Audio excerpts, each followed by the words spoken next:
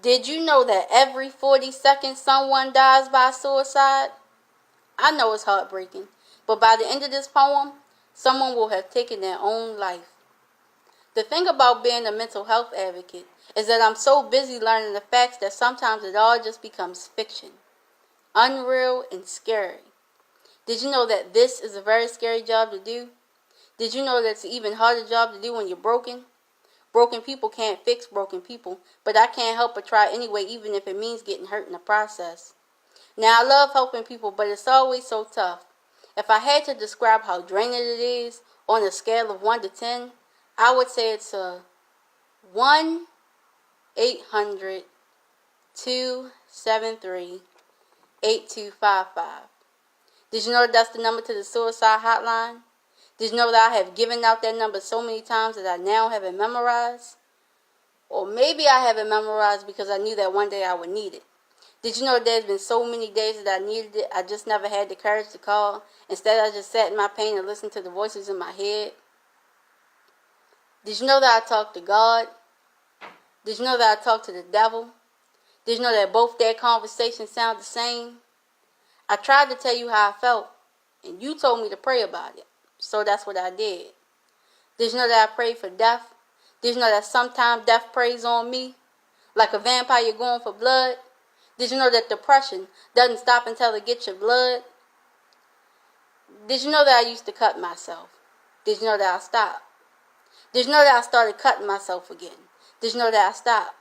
Did you know that every moment I'm not cutting myself is another moment I wish I was? Did you know that the urges never go away? I wish the urges would go away. Pain is not supposed to feel good. I just wish it would stop. Again, I tried to tell you how I felt. But I mean, who really goes up to someone and says, I want to kill myself? They call people like that crazy, psycho, mental. Or mentally ill or not wanting to kill yourself is sick.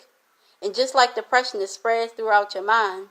Did you know suicide stayed on my mind? Did you know that I thought about suicide more times than I thought about writing this poem? Did you know that this is not just a poem? This is my suicide note.